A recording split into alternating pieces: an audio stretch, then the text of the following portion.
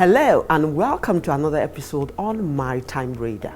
The International Transport Workers Federation estimates that only 2% of the world's maritime workforce is made up of women, and it is time to change these statistics by enhancing opportunities for women to be educated and gain experience in maritime activities. It is equally important to change the culture in the maritime sector to reduce the prejudices women encounter on a daily basis. Developmental issues that will cause policy changes, shape opinions, are some of the issues that will be on the front burner on Maritime Radar. I'm Nneoma Obi-Asualo.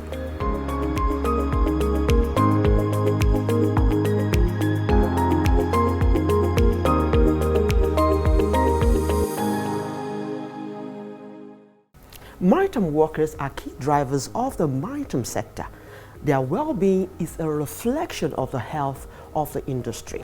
There is therefore the need to ensure policies which must be implemented are put in place to protect their interests in the workplace. Notably, in advanced maritime nations, the qualitative education of workers and their welfare are given highest priority. In Nigeria, it's been continued uncertainties resulting from unemployment amidst the dearth of qualified workforce. The call for a national line is apt. It will help to create an opportunity for budding seafarers, cadets, and other key workers in the industry to enable them get proper certification and training. Priority must also be placed on their health, payment of their salaries, safety, and general welfare. This is our focus this week. But before we get further into today's lineup on the program, let's find out the latest in maritime news.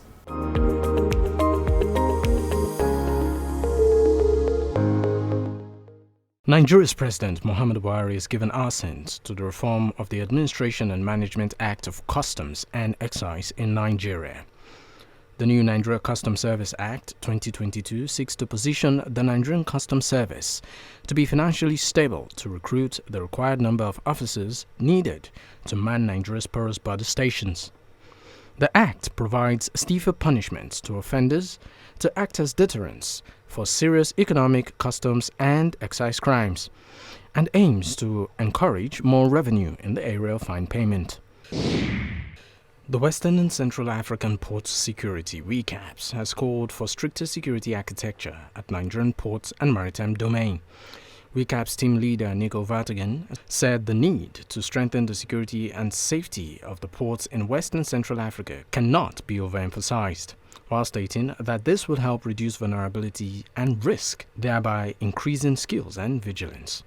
The Managing Director of the Nigerian Ports Authority (NPA), Mohammed Bello Koko, represented by NPA's General Manager Security, Mohammed Khalil, commended the EU for the WECAPS training mission, stating that it came to Nigeria when the authority was prioritizing safety and security to achieve a hub status within the region. A survey of over 500 seafarers found that nearly 87% said they would need partial or complete training for emerging fuels such as ammonia, methanol, and hydrogen, while over 75% will require training in some degree for LNG batteries and synthetic fuel. The study, titled The Future of Seafarers 2030, A Decade of Transformation, co-sponsored by DNV and Singapore Maritime Foundation, surveyed more than 500 seafarers operating dry bulk container and tanker vessels. Over 70% of respondents have been in the industry over 11 years, and two-thirds held the rank of officer. The survey highlighted the need for training in handling alternative fuels for decarbonization as well as digitalization. The latest guidance on national planning and implementation issued by the Glow Leader Partnership Project has been published. The two newly launched guides are designed to help countries in their efforts to prevent and reduce sea-based marine plastic litter. The guidance includes an overview of the international legislative framework that prevent and reduce maritime plastic litter from ships and waste as defined by the MARPOL Annex 5 and the London Convention Protocol, as well as the relevant Food and Agriculture Organization codes and guidelines. The global project supports developing countries, including small islands, developing states, and least developed countries, in identifying opportunities for the prevention and reduction of maritime litter.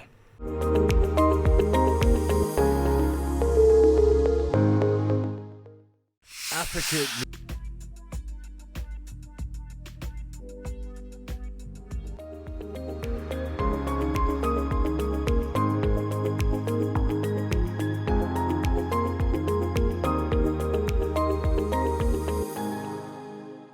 If you're just joining us, this is Maritime Radar. The open water beckons and is an attractive area of employment for those who love adventure.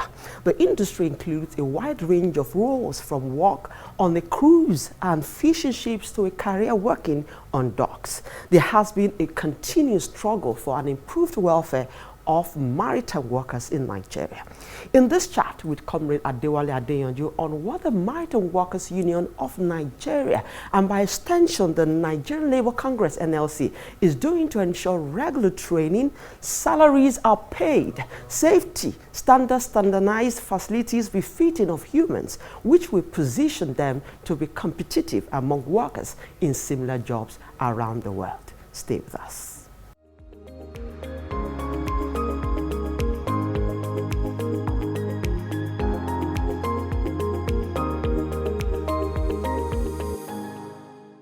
It's good to have you on the show. Thank you for having me. And I must say a big congratulations to you on your emergence as the Deputy President of the Nigerian Labour Congress. Can you relate your feelings? Well, I want to thank you for having me on your program. Well, it has to call for proper duty. It's when you are submissive to the people that elected you. The sky is always your whatever. So I give glory and thanks to Almighty God and all the workers in the maritime sectors who have believed in what we are doing. Okay, by May 29, we expect a new government to come on board. What are your expectations of this new government? Well, total change. We all know what happened. 8 years is like somebody is under bondage. The economic situation of this country is nothing to write home about, where some of the investors, as a result of economic situation, some of them ran away. They even transit some of their business to other African countries. So we believe the new government coming, God will give them enabled, how they put it, so that they will learn from the past. Okay. Because they are still going to face a lot of challenges. Definitely. Challenges of naira, dollars. You all know what the exchange rate is all about now. So, and it's affecting the generality of Nigerians. The investor, the businessmen, even the market women. And it's going to also affect the subsidy removal too. Well, to me, I think there are processes of doing things. The new executive of Nigeria Labour Congress, for the past 2 weeks or 3 weeks, have issued press statements on this matter of removing fuel subsidies. And the stand of Nigeria Labour Congress is the stand of Maritime Workers of Nigeria, because there's no how you go to remove fuel subsidies. Where is the alternative? Instead of doing that, why don't you look at our oil that have not been working in the past, put them into places, let the whole world know that yes, something will replace what you're about doing. The other subsidy they are talking about is for the big men. It's for the big men. So the NSA have said it, that removing it, they are going to see the wrath of the workers. And even before you do that, you need to sit down with the union. There should be an awareness. There should be a sensitization from all the stakeholders, Nigerian citizens. What are you going to use to replace what you are about removing? Okay, your new position, what impact do you think it will play in the maritime industry, driving it home? It will add more value to what we have been putting in place. Be the Deputy President of Nigerian Labour Congress in maritime sectors, is to add more value. So that, unlike before, what we normally have is that if you have any small problem, we have to pass through some process of meeting our leaders in Abuja. But now, Abuja, Lagos, Lagos, Abuja. Okay, coming to the maritime industry again, how will it address the long-standing challenges with the IOCs? This has been a long, drawn battle with the IOCs. Some are complying, some are not. So how will this new office affect or help to ensure that this long-drawn battle is addressed? Well, there are processes of introducing what we call trade union within the employer and employers.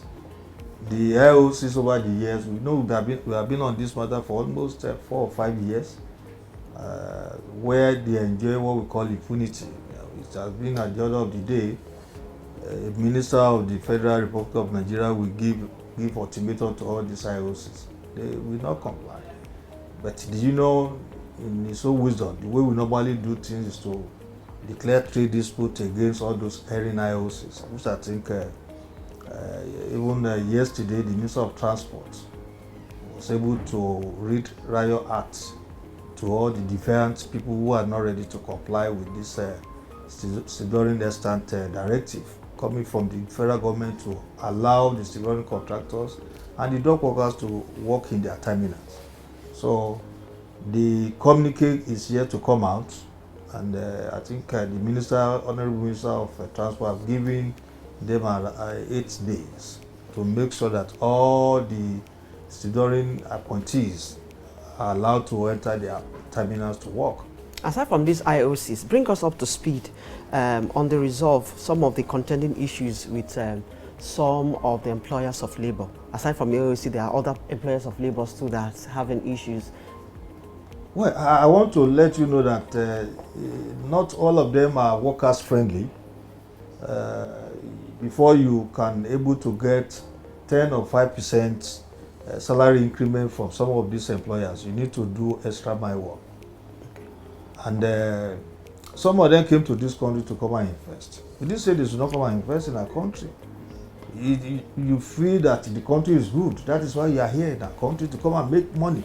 But the people who want to make money must be given respect. They must be respected. They must give them what belongs to them. You do not turn the workers to be a slave in their father's land. And that is the stand of the union, that enough is enough with all these some of these employers of labor. For example, in shipping industry today, we have given ultimatum. You are aware that the same Minister of Transport directed the Shippers Council to weigh on this matter, and I believe now there is hope now with coming from the meeting that is going to be called upon anytime from now. Mandate will have been given to all the employers in the shipping industry for us to have a good remuneration for the worker in the shipping industry. So if you are retiring in shipping now, it's like a death sentence. I keep on repeating myself all over about all that matter. So now I think we need to applaud the Minister of Transport who come out and said, no, Shippers Council try and midwife these negotiations. So anytime from now, we are going to sit and make sure that we get something robust for our members in shipping industry.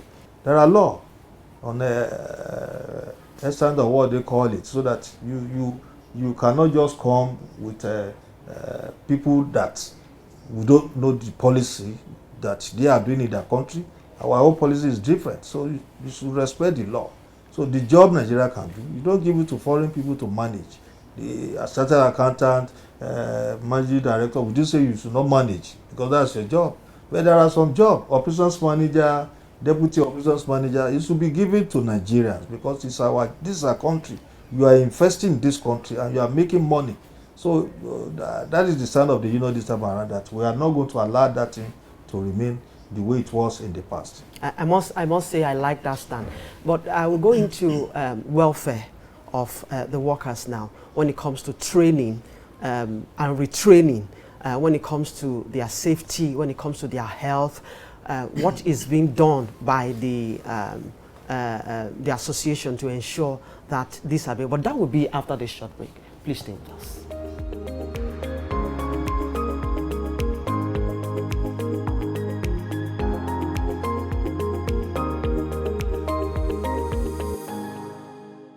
News Central TV, Africa's #1 storyteller, has come with the best of both worlds. With a combination of news app and live TV, we ensure that you keep track of the latest headlines, breaking news, and in-depth analysis from professional journalists from around the continent. Download the News Central TV app on Android and iOS and get started today. Don't forget to follow us on News Central's social media platforms. News Central, Africa First.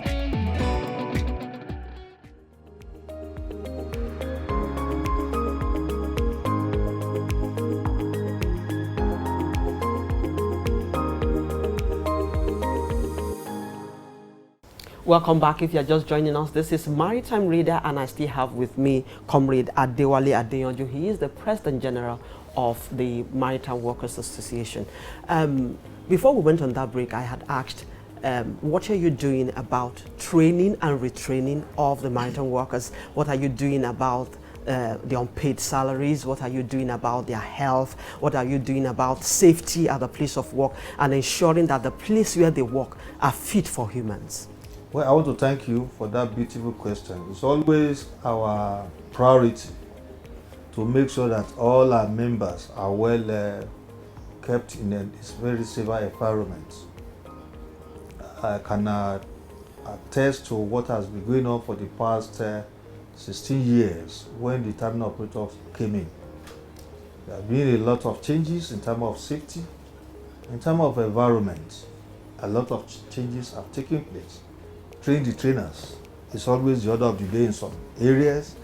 Where we have challenges, we cry out and let the terminal operator know that if you don't train a worker, there's no how you expect him to perform.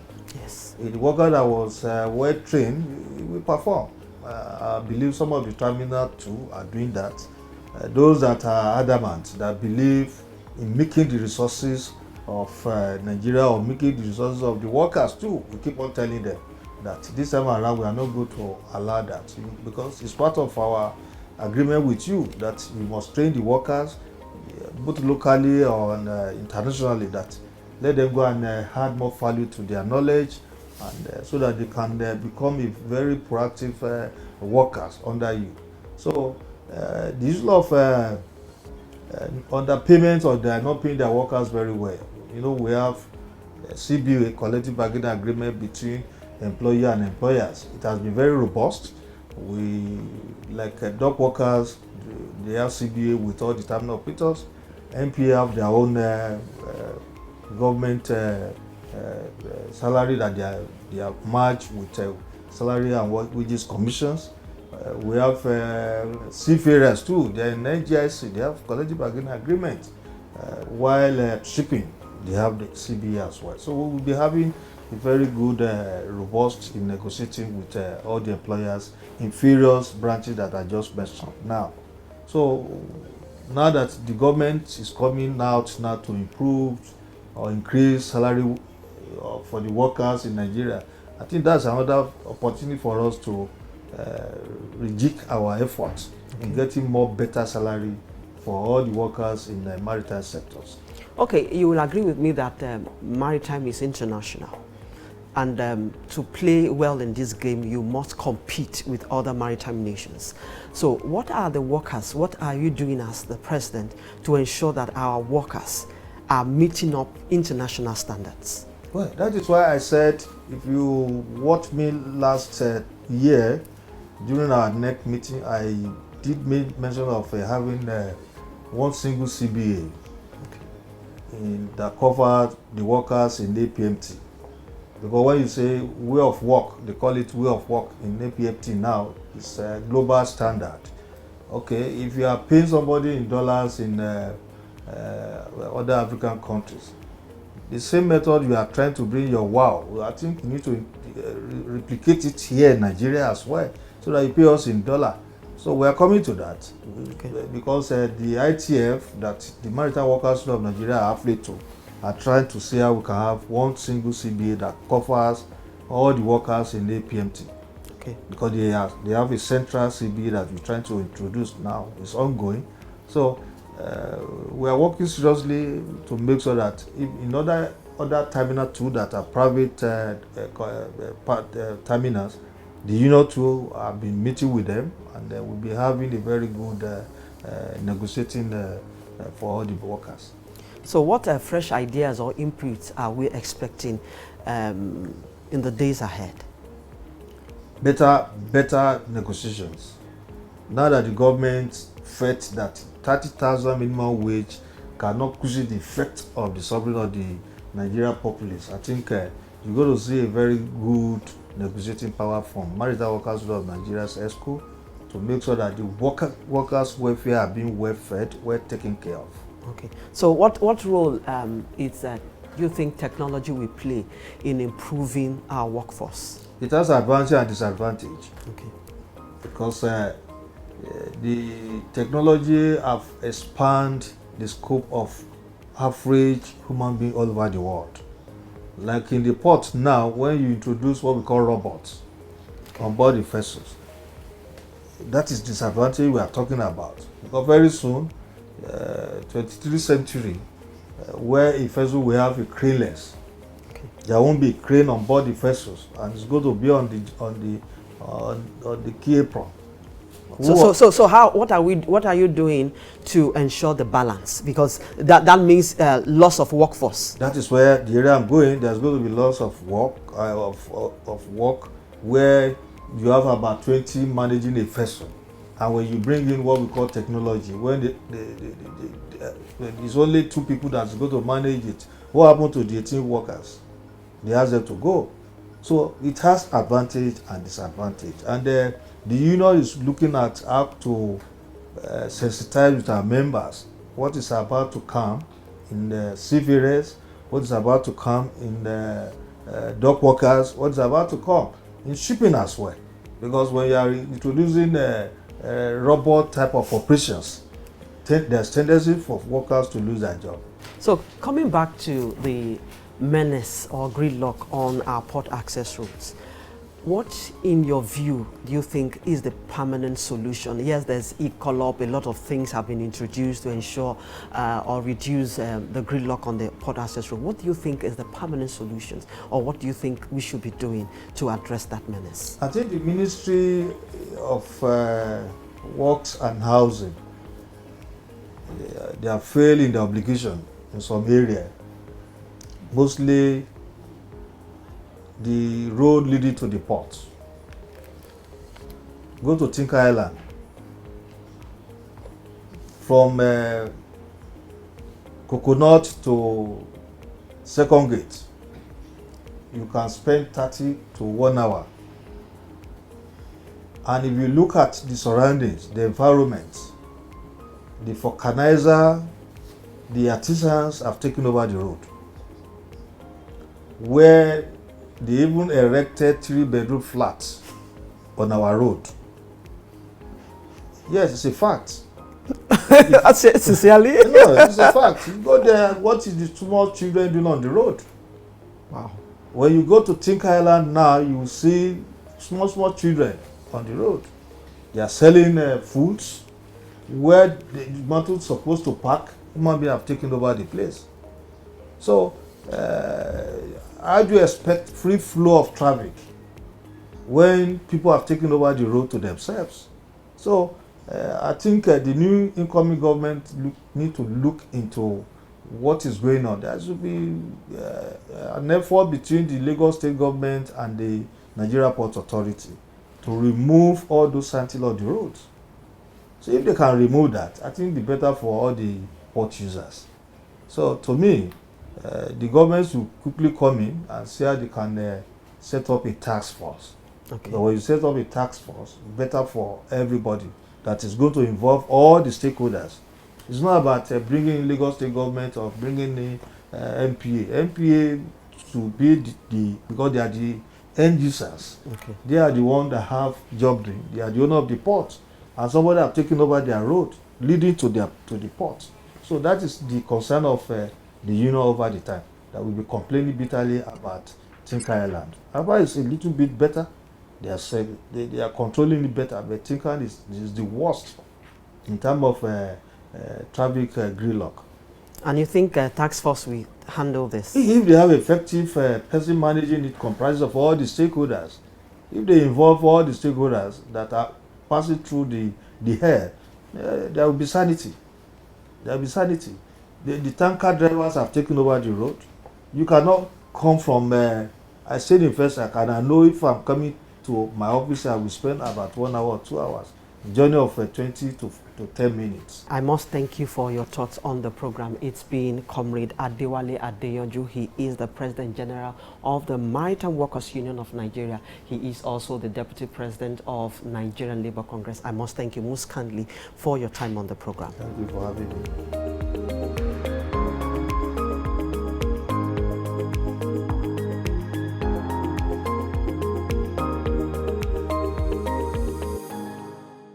This is Africa. I bet you've heard a lot about it. But this is what you need to know. It's the home of the youngest and fastest growing population in the world. This, my friend, is opportunity right here. This is the future, and everyone wants Africa's attention. You need a voice that's African, young, conversational, a platform with the potential to reach millions of people across the continent with content they can relate to, such as lifestyle shows, sports and news, just the way they love it.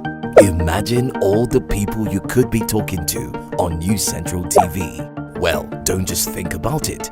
Contact us for sponsorship and advert bookings. Put your brand where Africa is watching. It's News Central TV.